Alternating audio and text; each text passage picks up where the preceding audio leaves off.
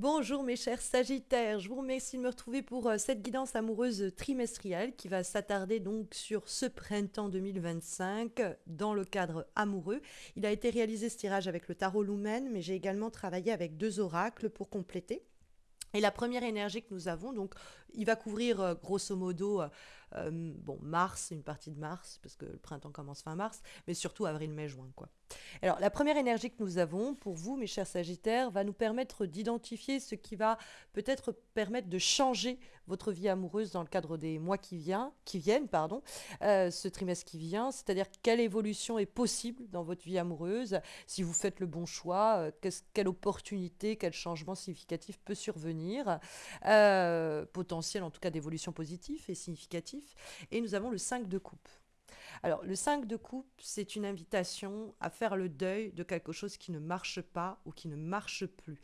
Il est à noter qu'elle est apparue dans un autre tirage trimestriel printanier, amoureux, donc n'hésitez pas à regarder votre ascendant, voir le signe qui correspond à votre partenaire ou la personne que vous convoitez. Il pourrait y avoir des résonances qui vous aideront à affiner le message des cartes. Mais bon, le 5 de coupe, c'est l'idée que quelque chose risque d'être gâché ou risque de ne pas s'accomplir, ou alors que vous regardez cette guidance, c'est déjà le cas. C'est-à-dire quelque chose dont vous devez faire le deuil. C'est ainsi que vous vous reconstruirez, vous, peut-être même votre relation, de la façon la plus fluide et la plus rapide possible.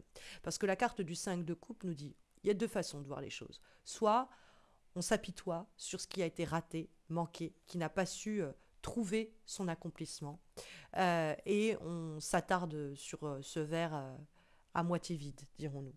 Ou alors, on décide de se dire un de perdu, 10 de retrouvé, ou une de perdu, 10 de retrouvé, c'est pas grave, c'est raté, c'est manqué, ça ne marche pas, mais il y a d'autres poissons dans l'eau. Ou il y a d'autres opportunités de relever cette relation ou d'autres façons de se soustraire à cette déception. Donc la carte du 5 de coupe nous dit plus vite on accepte cette perte, plus vite on fait ce deuil, plus vite on considère que c'est raté, mais c'est pas grave, mieux ce sera pour nous. Parce que le 5 de coupe nous dit que vous avez d'autres opportunités qui sont là à porter, mais si vous êtes trop focalisé à voir ce qui n'arrive pas à s'accomplir, vous ne verrez pas ce qui peut s'accomplir. Faites attention à cela. Nous avons, après c'est peut-être qu'il faut faire le deuil de quelque chose, hein. Le 5 de coupe ça peut être aussi ça. Après on va voir le blocage principal. Donc qu'est-ce qui peut freiner, empêcher votre épanouissement amoureux au cours de ce printemps 2025, hein, ce qui est de l'ordre des freins internes, extérieurs, autour de votre potentiel amoureux. Et on a la carte du jugement. Alors, avec le 5 de coupe, on peut trouver des résonances, parce que le jugement, c'est le retour du passé. Et cette carte-là, elle peut nous dire que nous sommes beaucoup trop hantés par ce qui s'est produit, ce qu'on aurait aimé voir se produire ou ce qui ne s'est pas produit. Mais tout cela, vous l'aurez remarqué, est conjugué au passé. C'est-à-dire que le jugement, il y a une volonté ou il y a un désir de hanter les eaux du passé dans le but d'y retrouver ou d'y trouver peut-être des réponses ou coquesses. Faites attention parce que à hanter les mêmes eaux, vous allez risquer de vous y noyer et surtout de ne pas voir ce qui est là au cours du mois de printemps, au cours du printemps, pardon, au cours des prochains mois, qui est là, qui est disponible, parce que vous êtes trop en train de regarder dans le rétroviseur, en train de voir ce qui se passe derrière, en train de ressasser ce qui s'est produit, en train de réfléchir à ce qui aurait pu se produire. Faites attention parce que ça bloque une résurrection en fait, hein. Et peut-être que justement c'est ce que vous visez. Vous espérez faire renaître quelque chose qui ne doit pas renaître ou qui ne peut pas renaître de la même façon, qui doit être transformé, qui doit d'une certaine façon être abandonné pour être éventuellement recyclé. Mais la carte du jugement nous dit c'est bien de réfléchir ce qu'on a vécu, c'est bien d'essayer de tirer des leçons du passé, à la condition que ça nous pousse à avancer et pas qu'on se retrouve enfermé dans une boîte à souvenirs dans le cadre de laquelle on ressasse nos erreurs ou nos accomplissements. Ça nous pousse vers la nouveauté. Donc faites attention à cela. Faites attention aussi aux personnes qui pourraient revenir frapper à la porte et vous dire reprends-moi. Vous ne serez pas plus heureux ou plus heureuse à présent. C'est-à-dire que si ça s'est arrêté, il y avait une raison. Hein, comme c'est un blocage, il faut faire attention à cela. Mais c'est vrai que le jugement, c'est aussi la question de la communication et ça peut éventuellement annoncer des vrais problèmes à ce niveau-là. On n'arrive pas à dire le fond de notre pensée et ça peut faire blocage. Donc faites attention à ça. Est-ce que vous gardez pas trop pour vous? Est-ce que vous n'êtes pas un peu trop coffre-fort et qu'il faudrait dire à qui de droit ces quatre vérités, sans que ce soit un règlement de compte, hein, ou déclarer sa flamme peut-être même, mais en tout cas ne pas garder tout pour soi, hein. Il y a cette idée de implicite et intériorisé quand il faut révéler, extérioriser. Alors justement, quelle action vous pouvez entreprendre pour améliorer votre vie amoureuse, pour la faire progresser, que ce soit une relation déjà en cours ou que vous cherchiez à rencontrer quelqu'un, hein? Qu'est-ce que vous pouvez faire d'ailleurs d'ores et déjà, dès à présent, ou en tout cas au moment où vous regarderez cette guidance, évidemment, et sinon au cours de cette période printanière. Et nous avons le 2 d'épée. Le 2 d'épée, il va falloir trancher. Le 2 d'épée, je l'appelle Dr. Jekyll et Mr. Hyde. C'est une carte un peu schizophrénique où on pense un truc et son contraire d'un jour à l'autre ou d'une minute à l'autre. On n'arrive pas à trancher, on n'arrive pas à se décider. Elle est également apparue, et je me demande si c'était pas dans le même tirage où le 5 de coupe a surgi, dans une autre guidance amoureuse trimestrielle, printanière. Donc, encore une fois, regardez votre ascendant ou le signe de la personne que vous considérez, convoiter ou aimer. Parce que le 2 d'épée, ça nous dit ok, il y a des vérités qu'on n'a pas voulu confronter, il y a des discussions avec soi-même qu'on a évitées, il y a des sujets qu'on a feintés, il y a l'idée qu'on a fait l'autruche. On a mis la poussière sous le tapis et on s'est dit, bah, ça se réglera de soi-même. C'est pas le cas, en l'occurrence. Donc, tant que vous ne confrontez pas la situation et que vous ne tranchez pas ce sujet, cette situation, elle va pourrir. Et vous avec. C'est un peu fort de vous dire ça comme ça, mais ça va pas vous faire du bien. Il faut sortir de cette torpeur. Il faut arriver à dire, on arrête ou on y va. Mais pas cet entre-deux. Moi, cet entre-deux. De DP, je dis toujours, c'est la chanson Should I stay or should I go? Est-ce que je dois y aller ou est-ce que je dois partir? Et donc, on reste dans cet entre-deux. Et plus longtemps on reste dans cet entre-deux, plus ça cause des dégâts, et plus ça nous fait du mal, plus ça nuit à la relation ou au potentiel relationnel. Donc, sortez de ça. Alors, vraiment, l'action principale, c'est sortir de cette ambivalence, sortir de cette ambiguïté, sortir de ces dilemmes, dire les choses. Parce qu'on essaye de se protéger quelquefois, hein, mais en fait, on s'enlise, hein. Avec le 2 d'épée, il y a vraiment un besoin de confronter quelqu'un. Il y a peut-être aussi quelqu'un qui souffle le chaud puis le froid. Et il y a un moment où il faut... c'est plus possible, en fait. Tu peux plus me balader comme ça de droite à gauche. Il faut que tu te décides, il faut que tu te positionnes. Et peut-être même dialoguer avec quelqu'un pour que justement la vérité surgisse, qu'elle remonte à la surface et qu'on soit clarifié sur comment on avance dans cette affaire, qu'est-ce que tu veux, qu'est-ce que tu penses, qu'est-ce qu'on fait, hein. Qu'on reste pas dans cet entre-deux bancal qui ne va pas nous rendre heureux ou heureuses.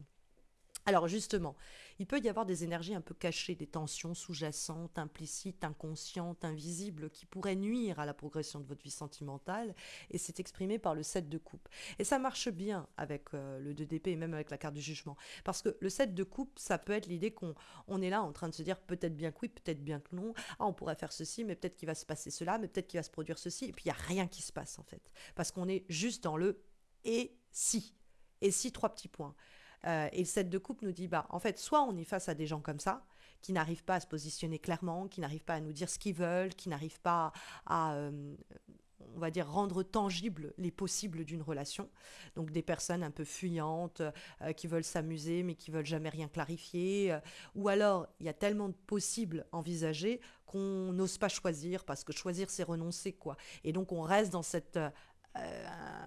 dualisme ou dans cette ambivalence qui ne nous fait pas du bien, qui peut même nous porter préjudice. Donc, soit c'est vous-même, vous n'arrivez pas, vous avez beaucoup de mal à clarifier vos sentiments, à savoir ce que vous voulez, ce que vous ne voulez pas, et à prendre une décision raccord, parce que le 7 de coupe, c'est aussi le besoin de se décider, mais il y a trop de confusion émotionnelle.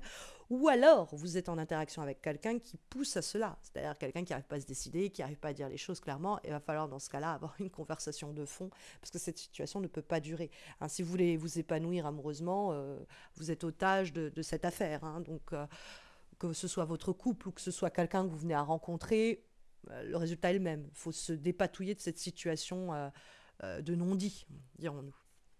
Et on va voir là, avec la dernière carte du tarot, mais après on a deux guidances avec les oracles, comment le passé influence votre trimestre printanier amoureux à venir. Comment ces influences peuvent impacter positivement, négativement d'ailleurs, votre situation présente et à venir. Et on a le 2 de coupe. Donc j'ai l'impression que vous êtes dans une relation qui vous a beaucoup marqué, que vous espérez pouvoir ressusciter, vous ne voulez pas voir que cette situation n'a rien de clair à vous apporter et vous êtes en train de encore ressasser la perte de cette relation que vous espériez. C'est possible. Mais le 2 de coupe, ça peut être l'idée que vous avez vécu quelque chose de très beau et de très puissant, que vous avez formé un couple, mais que maintenant il faut avancer. Et que même si c'était la lune de miel et que c'était très beau, il y a de véritables enjeux qui arrivent derrière sur qu'est-ce qu'on construit. Donc ça, c'est possible aussi. Et puis après, le 2 de coupe, ça peut être l'idée que vous avez dans votre tête peut-être envisagé une relation rêvée sur le plan amoureux, il faut revenir à la réalité. C'est-à-dire que le 2 de coupe, c'est une image que vous étiez faite du couple, de ce que vous recherchiez ou de ce que vous espériez ou de ce que vous attendiez. Et après, il y a la réalité. Il faut faire le deuil de ces miroirs aux alouettes, de ces fausses possibilités parce qu'on rêve, on rêvasse, et il faut se confronter à ce que la vie nous met sur le chemin. Et la relation, c'est pas des contes de fées ou c'est pas l'osmose qu'on espère, mais c'est en travaillant qu'on va trouver l'équilibre dans une relation donnée. Bon, et puis bon, le 2 de coupe, vous pouvez être tout juste en train de commencer une relation ou avoir eu un engagement marqué. On va se paxer, on va se marier, on va officialiser les choses et tout.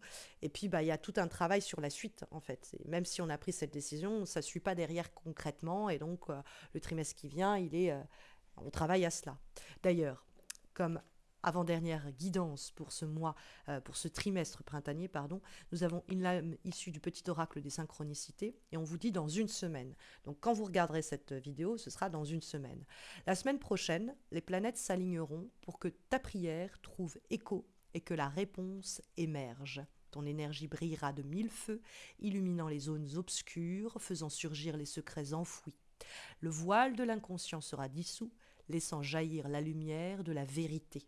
Une prise de conscience, un vrai déclic aura lieu en toi ou en l'autre, selon le cas. Ça, c'est si vous arrivez à confronter cette dualité. Le résultat est très beau au rendez-vous. Et puis comme dernière guidance, on a des conseils de mon petit chaudron et nous avons ce mantra à se répéter au cours du trimestre qui vient. Patience, tout s'arrange.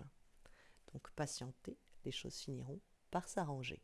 Alors, n'hésitez pas à me laisser un commentaire pour me dire comment ça résonne en vous. Sachez que j'ai aussi réalisé des guidances annuelles amoureuses, dont vous verrez la playlist vous êtes suggérée dans quelques secondes. N'hésitez pas à les regarder. Et puis donc, laissez un commentaire, likez la vidéo, abonnez-vous, parce qu'en fonction de votre engouement, si je vois que y a pas mal de gens qui regardent, pas mal de gens qui réagissent, ça me poussera à faire la même chose pour les guidances amoureuses, mais de cet été. Donc de juillet, août, septembre.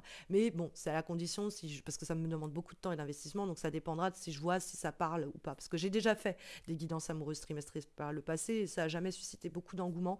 Donc je reste sur mes horoscopes mensuels qui me prennent déjà beaucoup de temps et mon activité de tarologue à temps plein. Donc voilà, si jamais vous voulez booster ma motivation pour faire les guidances amoureuses de cet été, n'hésitez pas à commenter, liker, vous abonner et puis abonnez-vous aussi pour soutenir ma chaîne en général et pour pas rater les prochains horoscopes parce que vous allez aussi avoir en suggestion les horoscopes mensuels évidemment. Je vous souhaite à tous et à toutes mes chers Sagittaires de très belles semaines à venir, un très beau printemps à venir. J'espère vous retrouver bientôt, j'espère vous retrouver très vite. D'ici là mes chers Sagittaires, prenez bien soin de vous.